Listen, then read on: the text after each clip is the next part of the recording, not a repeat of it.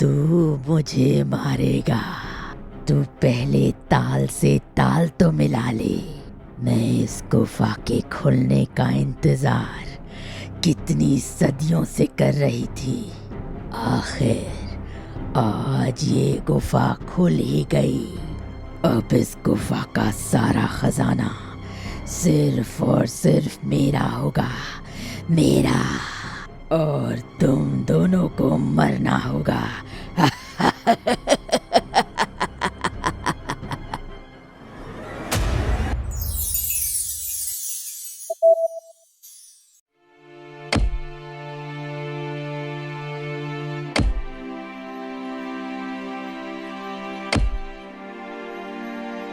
अरे ओ गोपाल, अरे गोपाल, अरे भाई लकड़ियां काट रहा है क्या? अरे मेरी तो हिम्मत ही नहीं हो रही इतनी धूप में लकड़ियां काटने की। सुन भाई, मैं तो घर जा रहा हूँ। मेरी माँ तो तू भी घर चल, वरना बीमार पड़ जाएगा भाई। हाँ, नहीं मोहन भैया, मेरी गरीबी मुझे धूप छांव देखने की इजाजत नहीं देती। अगर मैंने एक दिन भी लकड़ियां ना काटी तो मेरे घर का चूल्हा नहीं जलेगा भैया। मेरी बूढ़ी दादी पहले से ही बीमार है, मैं उनके लिए और मुश्किल पैदा नहीं कर सकता। हाँ भाई गोपाल, तेरे किस्मत में भी तो बड़े ही दुख हैं, तभी तो इतनी कम उम्र में भी इतनी मेहनत करता है। चल तो काम कर, मैं चलता हूँ। हाँ। इतना कहकर वो लकड़हारा घर चला गया। तभी मोहन को झाड़ियों के पीछे से अजीब सी आवाज सुनाई दी।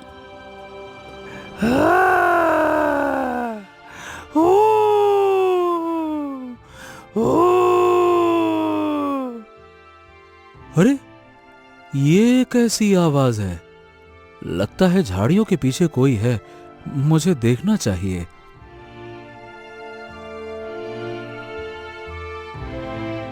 गोपाल ने ये सोचकर झाड़ियों के पीछे देखा, लेकिन वहां कोई नहीं होता। अरे यहाँ तो कोई भी नहीं है, तो फिर ये आवाज कैसी थी? हाँ, चल गोपाल, तेरे पास ये सब सोचने का समय नहीं है भाई, अपने काम पे लग जा। इतना कहकर गोपाल फिर से लकड़ियां काटने लगा। लकड़ियां काटते हुए सुबह से शाम हो गई और अब गोपाल काम खत्म करके घर लौट आया। गोपाल बेटा, तू आ गया? आज इतनी देर से क्यों आया? देख बेटा, घर की छत टूटने को आई है, तू जल्द ही इसे ठीक करवा दे, वरना ये गिर जाएगी। अरे दादी, तुम तो जानती हो हमारे हालात कैसे हैं। ऐसे में छत ठीक करवाने का इंतजाम कहाँ से करूं? लकड़ियां काट कर तो बस खाने का इंतजाम ही हो पाता है, और कभी कभी तो हमको भूखा ही सोना पड़ता है। इस गरीबी से तो मैं तंग आ चुका हूँ दादी, कसम से। बेटा गोपाल, तू दिल छोटा मत कर, ऊपर वाला सब ठीक कर देगा। वो जल्द ही हमारे दिन भी बदलेगा। चल अब खाना खा ले। अब गोपाल की दादी और गोपाल मिलकर खाना खाने लगे और फिर वो सो गए।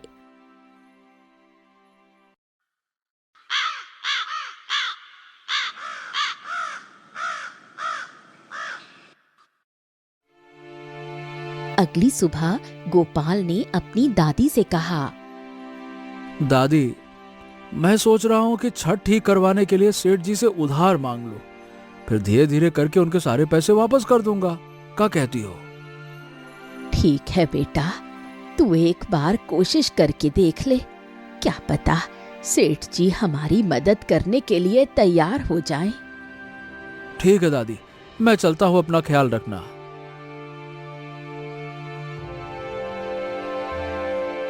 गोपाल अब गांव के सेठ बलराम के पास मदद मांगने पहुंचा। राम राम सेठ जी, नमस्कार। बोल गोपाल, कैसे आना हुआ भाई? सेठ जी, आप तो मेरे घर की हालत जानते हैं। ऐसे में हमारे घर की छत बहुत कमजोर हो गई है, लगता है जैसे गिरने वाली है। अगर आप कुछ पैसे उधार दे देते तो मैं छत की मरम्मत करवा लूंगा। फिर मैं धीरे धीरे काम करके आपके सारे पैसे वापस कर दूंगा, कसम से। क्या कहा तूने? तुझे पैसे चाहिए? अरे तू अपने खाने का इंतजाम तो कर नहीं पाता, तो उधार के पैसे कहाँ से वापस करेगा रे? हैं? तुझ जैसे भिखारियों के लिए मेरे पास कोई पैसा वैसा नहीं है। चल जा यहाँ से, बड़ा आया उधार लेने वाला। सेठ जी, आप ये कैसी बातें कर रहे हैं? मैं आपके पास मुसीबत में मदद मांगने आया हूँ और आप मुझे अपमानित कर रहे हैं। अरे तेरी हिम्मत कैसे हुई मुझसे जुबान चलाने की? है? रुक जा, भी बताता हूँ। अरे तुझे आज पता चलेगा सेठ बलराम से जुबान चलाने का नतीजा क्या होता है।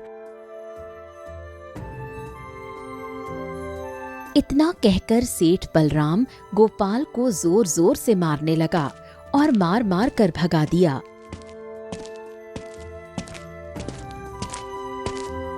आज के बाद यहाँ दिखाई मत देना, समझ गया? मुझसे जुबान चलाएगा भिखारी कहीं का, निकल।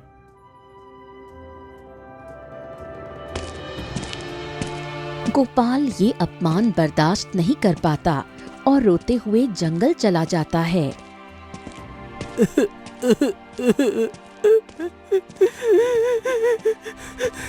ऐसा जीवन जीने से तो अच्छा है कि मैं मर जाऊं।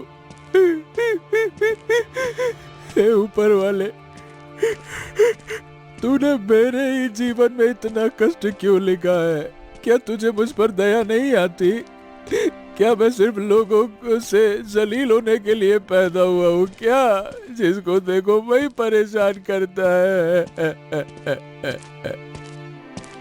गोपाल अभी फूट फूट कर रो ही रहा था कि तभी झाड़ियों के पीछे से आवाज आती है।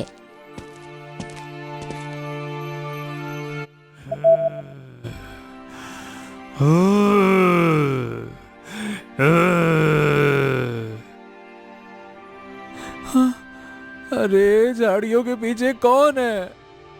उस दिन भी झाड़ियों के पीछे से अजीब सी आवाज आ रही थी। कहीं कोई जंगली जानवर तो नहीं है?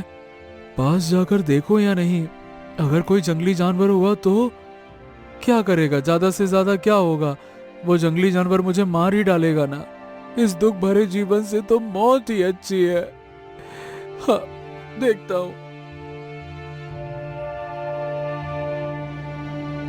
गोपाल अब हिम्मत करके झाड़ियों के पीछे जाता है। तभी उसकी मुलाकात एक रहस्यमयी बेताल से होती है। हाँ, तुम कौन हो और यहाँ क्या कर रहे हो? क्या तुम कोई राक्षस हो क्या? ना ना ना ना ना ना ना ना, मिलाता हूं मैं ताल से ताल। मेरा नाम रहस्यमयी बेताल। मैं इस धरती पर छुप कर रहता हूं, लेकिन मैंने तुम्हारी रोने की आवाज सुनी तो मुझसे रहा नहीं गया और मैं यहाँ चला आया। वैसे तुम रो क्यों रहे थे? क्या बात है? गोपाल अब सारी बात बेताल को बताता है। मेरी गरीबी ने मुझे तोड़ कर रख दिया है। गरीबी के कारण लोग मुझे गिरी हुई नजरों से